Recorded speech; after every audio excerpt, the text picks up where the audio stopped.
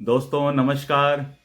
दोस्तों मैं बिमल शाही आप सभी लोगों का अपने चैनल में स्वागत करता हूं और उम्मीद करता हूं कि आप लोग सभी लोग स्वस्थ होंगे एवं मस्त होंगे। सभी राष्ट्रवादियों और सनातनियों से ये निवेदन रहेगा कि आप लोग मेरे चैनल को सब्सक्राइब कर लीजिए। दोस्तों आज हम लोग बात करने वाले हैं दिल्ली विधानसभा चुनाव 2025 के बारे में। जी हाँ दोस्तों, दिल्ली विधानसभा चुनाव का कुछ एजेंसियों ने ओपिनियन पोल किया है। अब इस ओपिनियन पोल में सच्चाई कितनी है ये कोई कह नहीं सकता है, और इस ओपिनियन पोल को किसे मानना है या किसे नहीं मानना है ये लोगों पर डिपेंड करता है। ओपिनियन पोल कितना सही होता है, कितना गलत होता है और किसके पक्ष में होता है, इसके ऊपर अब ज़्यादा बात करना उतना आवश्यक नहीं होना चाहिए, क्योंकि बहुत सारे ओपिनियन पोल फेल होते हुए देखे गए हैं पिछले कुछ महीने में। तो मेरे हिसाब से दिल्ली का सिर्फ और सिर्फ एक ही ओपिनियन पोल हो सकता है कि दिल्ली में बीजेपी और आम आदमी पार्टी में कड़ा टक्कर है, और मुझे लगता है कि कांग्रेस कहीं लड़ाई में है ही नहीं। कांग्रेस को फिर 0 सीट आई गई, इसमें कोई कहीं से कोई दो मत नहीं है। तो दिल्ली और में जब बीजेपी और आम आदमी पार्टी के बीच में कड़ा संघर्ष है, लेकिन जो इसमें जो लीड लेते हुए दिखाई दे रहे हैं वो अरविंद केजरीवाल हैं। अरविंद केजरीवाल पिछले मतलब कि ऑलमोस्ट 1 महीना से ही दिल्ली विधानसभा चुनाव की तैयारी करना शुरू कर दिए हैं। 1 महीना से कहिए या जब से जेल से निकले हैं वो, तब से वो मतलब कि मुख्यमंत्री आतिशी को बनाकर खुद दिल्ली चुनाव की तैयारियों में लग गए हैं। केजरीवाल ने सभी 70 की 70 सीटों पर अपने कैंडिडेट्स घोषित कर दिए हैं, जबकि जो उनके अपोजिशन पार्टी हैं जैसे बीजेपी या कांग्रेस, इन लोगों ने अभी तक इनिशिएटिव स्टार्ट भी नहीं किया है। केजरीवाल न सिर्फ अपने उम्मीदवारों का घोषणा किया है, बल्कि हर दिन एक न एक नए योजना का ऐलान कर रहा है, फ्रीबीज बांट रहा है, रेवड़ियां बांट रहा है, और लोगों को का ध्यान मतलब दूसरी तरफ खींच रहा है, अपनी तरफ खींच रहा है एक्चुअली में। जबकि बीजेपी और कांग्रेस अभी तक स्टार्ट भी नहीं कर पाए हैं। मुझे लगता है कि दिल्ली बीजेपी के जो नेता हैं वो दिल्ली में चुनाव जीतना ही नहीं चाहते हैं, वरना मतलब कि केजरीवाल जैसा निरंकुश शासक, भ्रष्टाचारी शासक दिल्ली में 10 साल तक राज कर लिया और बीजेपी ने एक कोई बड़ा आंदोलन केजरीवाल के खिलाफ कर नहीं पाए हैं, तो ये मैं तो दिल्ली के नेताओं का विफलता मानूंगा। दिल्ली की पब्लिक के सामने आप लोगों ने एक अच्छा विकल्प प्रस्तुत कर पाने में आप लोग असफल रहे हैं, मैं तो ये कहना चाहूंगा। और केजरीवाल को देखिए, मतलब कि अपनी गलत नीतियों, भ्रष्टाचारी होने के बावजूद वो दिल्ली में इतना पॉपुलर हो रहा है। अब अभी तो उसने और अपने जो जितने भी भ्रष्टाचारी हैं, एमएलए हैं, मंत्री हैं, सबको उसने टिकट दे रखा है, खुद को टिकट दे रखा है, मनीष सिसोदिया को टिकट दे रखा है, जबकि इन दोनों को सुप्रीम कोर्ट के थ्रू बेल पे दोनों बाहर है, और बेल कंडीशन में लिखा हुआ है कि ये लोग दिल्ली विधानसभा नहीं जा सकते हैं, दिल्ली के सेक्रेटरीट नहीं जा सकते हैं, मंत्रियों की मीटिंग नहीं बुला सकते हैं। उसके बावजूद भी ये दोनों नेता धड़ल्ले से चुनाव लड़ रहे हैं और ये कह रहा है कि हम ही मुख्यमंत्री बनेंगे, जबकि केजरीवाल को जो बेल मिला है, बेल कंडीशन में साफ साफ लिखा हुआ है कि वो सचिवालय जा ही नहीं सकता है, मंत्रियों की बैठक ले ही नहीं सकता है।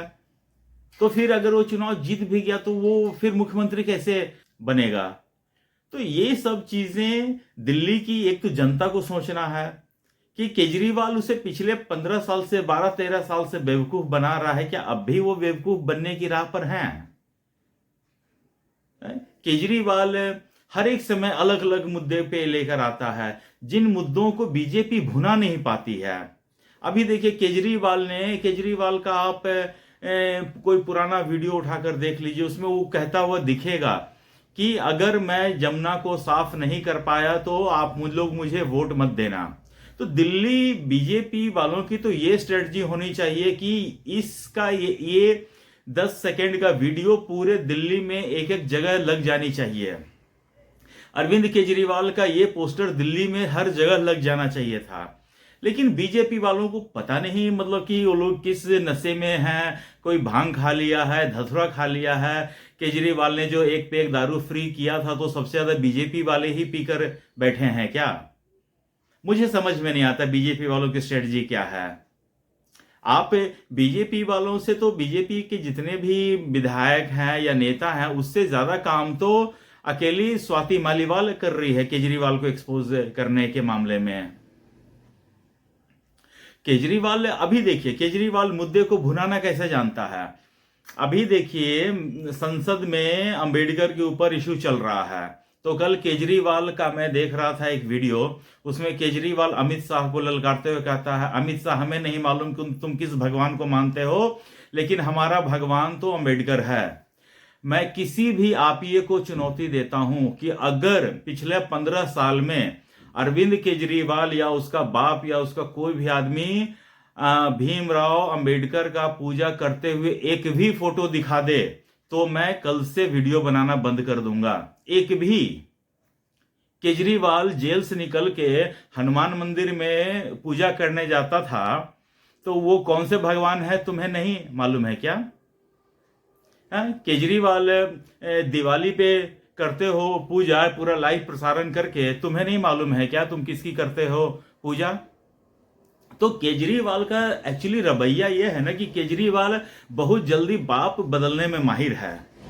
केजरीवाल अब तक कितने बाप बदल चुका है ये सबको पता है।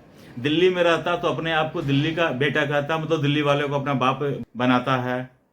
उसके बाद अगर वो हरियाणा जाता है तो वहां की जाकर वहां के लोगों को अपना बाप बनाता है। 2012 में आया था तो अन्ना को अपना बाप बनाकर लाया था। फिर अभी आजकल अंबेडकर को अपना बाप बनाकर वो घूम रहा है। तो केजरीवाल अपना जो बाप है उसको तो है ही, उसके अलावा भी वो 56 बाप बनाकर घूम रहा है। तो केजरीवाल को बाप बदलने की आदत है और यही वो काम करता रहा है और फिर वो यही कर रहा है। जबकि पूरी दुनिया को मालूम है कि केजरीवाल अगर चुनाव जीत भी गया तो मुख्यमंत्री नहीं बनेगा, क्योंकि उसके ऊपर सुप्रीम कोर्ट का मतलब ये लगा हुआ है। केजरीवाल संविधान का कितना सम्मान करता है, बाबा साहब का कितना सम्मान करता है, वो केजरीवाल के एक्टिविटीज में दिखता है। केजरीवाल ने ही ना कहा था कि मैं 26 जनवरी के परेड को रोक दूंगा, तो ये क्या संविधान की भावना के रूप था क्या? केजरीवाल ने कहा था कि हाँ मैं टेररिस्ट हूं, केजरीवाल ने कहा था हाँ मैं नक्सल हूं। तो केजरीवाल हर गैर संवैधानिक काम किया है, हर वो काम किया है जो संविधान के विरुद्ध हो। जेल में रहकर केजरीवाल सरकार चलाया है, कहता है कि हम जेल में रहकर सरकार चलाएंगे। केजरीवाल से ज्यादा भ्रष्ट कभी लालू प्रसाद यादव होता था। वो जेल जाने से पहले उसने मतलब कि त्यागपत्र दे दिया था, सीएम की कुर्सी छोड़ दी थी और अपनी पत्नी को बनाकर गए थे। लेकिन केजरीवाल ने तो भ्रष्टाचार के मामले में जो लालू यादव ने जो एक बेंचमार्क सेट किया था, केजरीवाल ने उस बेंचमार्क को ध्वस्त कर दिया। अब केजरीवाल इस भारत के सबसे भ्रष्टाचारी नेता बन गया है। तो केजरीवाल जैसे मतलब भ्रष्टाचारी को मतलब कि और कामचोर नेता के खिलाफ बीजेपी इतने दिन से एक कोई ढंग का नेता तैयार नहीं कर पाया है। अभी भी बीजेपी वाले सोच रहे हैं कि माथापच्ची कर रहे हैं कि किस सीट से कौन कैंडिडेट को लड़वाएं। तो मुझे तो यही एक समझ में आता है कि दिल्ली का चुनाव जो है बीजेपी स्वयं लड़ना नहीं चाहती है। केजरीवाल के खिलाफ इतने सारे केसेस पेंडिंग हैं। दिल्ली जल बोर्ड का घोटाला है, शराब का घोटाला है और पैनिक के बटन का घोटाला है। हर एक डिपार्टमेंट में तो केजरीवाल ने घोटाला कर रखा है। और केजरीवाल जैसा बेशर्म आदमी तो मतलब इतने घोटाले करने के बाद भी खुलेआम टीवी पर आकर कहता है कि मैं कट्टर ईमानदार हूं। मतलब कि ये जो है ना ओवर कॉन्फिडेंस केजरीवाल का, मतलब कि इससे लोगों को कुछ सीखना चाहिए। और बीजेपी इन सब चीजों को भुनाने में दिल्ली की जनता के सामने एक एक अल्टरनेटिव पेश करने में मुझे लगता है कि नाकाम रही है। और जब तक कि बीजेपी अपने आप को केजरीवाल के खिलाफ कोई स्ट्रांग लीडर नहीं तैयार करेगा, तब तक मुझे नहीं लगता है कि केजरीवाल को दिल्ली में हराया जा सकता है। तो दोस्तों, आज के लिए बस मुझे इतना ही अपडेट देना था। आप लोग अपना ख्याल रखिए, स्वस्थ रहिए, मस्त रहिए। तब तक के लिए नमस्कार, बाय।